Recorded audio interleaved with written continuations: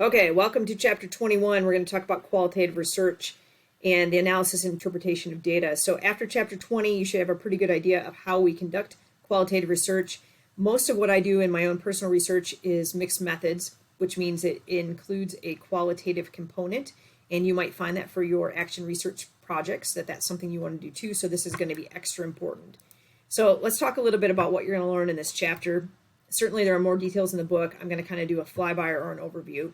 But we're going to look at the steps involved in analyzing data. We're going to look at analysis strategies and interpretation strategies, and then we're going to talk about ensuring credibility or trustworthiness, which is super important when we're talking about qualitative data. So in terms of analysis and interpretation, the difference really is analysis is just about summarizing data. It's gathering what we have and starting to make sense of it. And then the interpretation is the sort of, what does this mean? Now I know what I have, but what does that mean?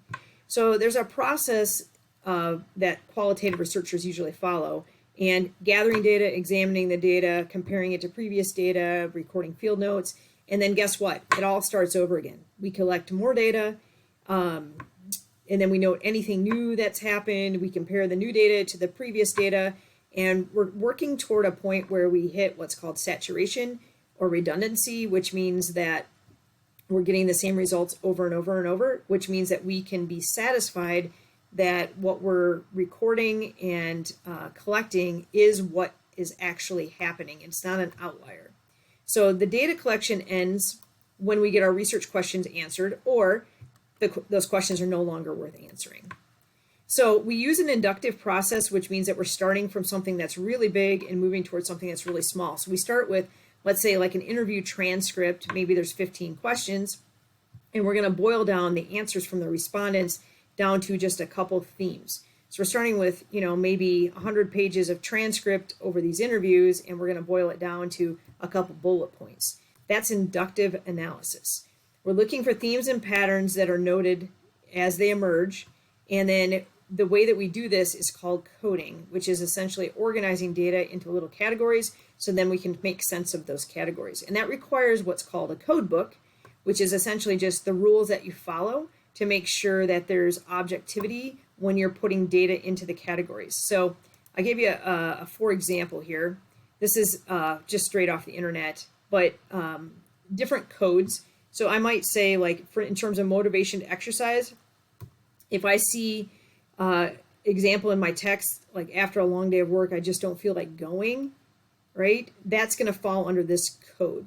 If I see something that's preventing me from exercising or getting physical activity, like in this case, this person said I canceled my gym membership, right? That's definitely a barrier. So we write a description of what fits into each of these codes, and that's sort of how we keep track. And those are the rules that we follow when we're doing the codes. So this process is really 3 steps. The first step is reading and memoing, which is essentially just reviewing all of the data that's been collected. Nobody should be more familiar with your data than you as the researcher. And keep in mind that your initial thoughts, they're always going to be the freshest, most unbiased perspective. When you've been looking at the same data over and over and over, it is really hard to generate new ideas and thoughts and themes related to that data, because you get kind of pigeonholed. Your brain starts to go down this rabbit trail where you only see the things that you've already seen. So just keep in mind, sometimes those first impressions are really the best, most accurate. Second phase after the reading phase is describing, which essentially we're going to start to take notes based on what we've found. So now that we have a familiarity with the data, now we can start to describe what we're finding. And we're creating a narrative, sort of a story of what we've collected. So it's important to make sure in this part of the process that the participants' views, what they've given us in terms of the data we've collected, that is actually accurate.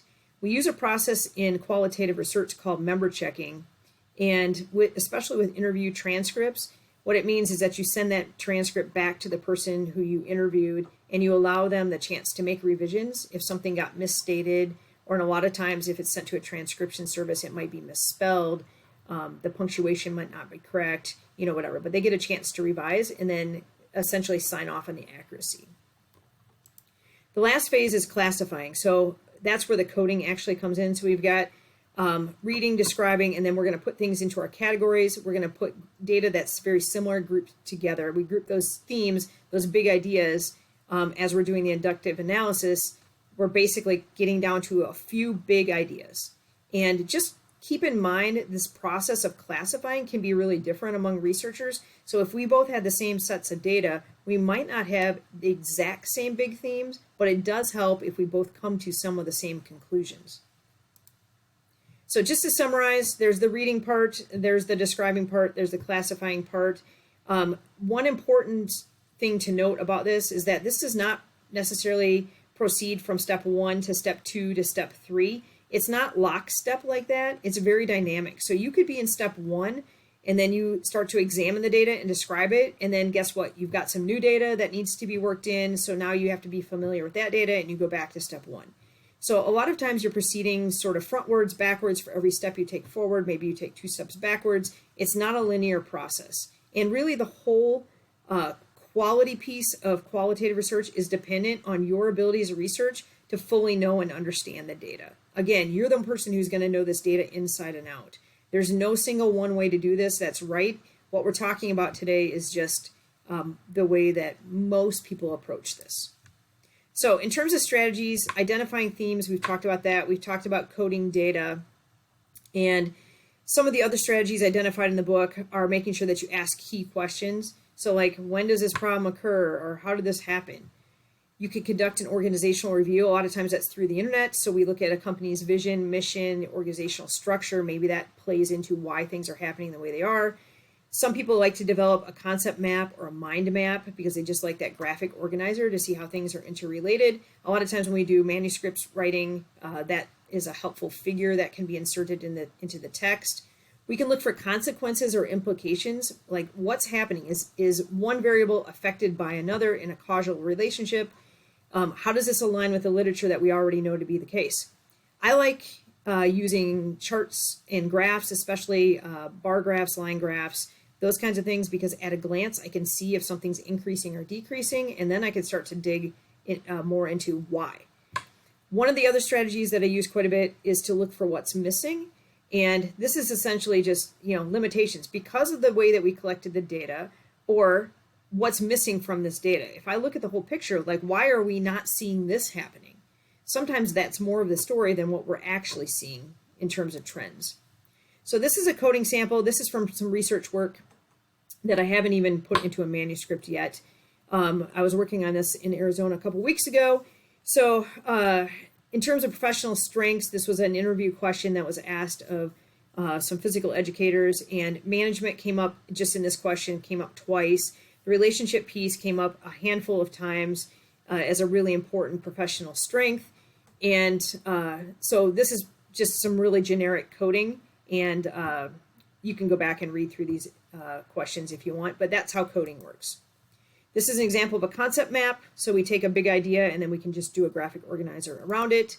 This is an example of a graph that actually was in a study that got published in Research Quarterly that I did on physical educators. And this was over a 3-year time period. So it was a longitudinal study. And you can see just at a glance, so this is their perception of their teaching effectiveness. You can see that over time, over the 3-year span, everybody perceived that they were being more effective as teachers from start to finish. And it didn't matter with gender, it didn't matter geographic location of the school where they were teaching, and it didn't matter if their school was Title I or not, so more diverse or not. So some interpretation strategies that we can talk about. There's 4 primary questions. Basically, this is the most important one, the so what. So now that I've got what I have collected, like, what does that mean for the future? There's some different techniques that the book touches on. Make sure you go back and look at these. But one of the ones I think is really important is just turning this back to theory. Like, how does this compare to what we already know to be true?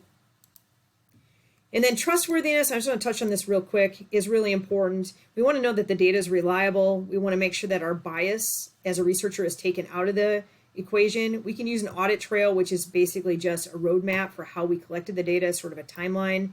Member checking, I already talked about. Peer debriefing just means I'm meeting with another person who's already looked at the data, and then we can compare our results.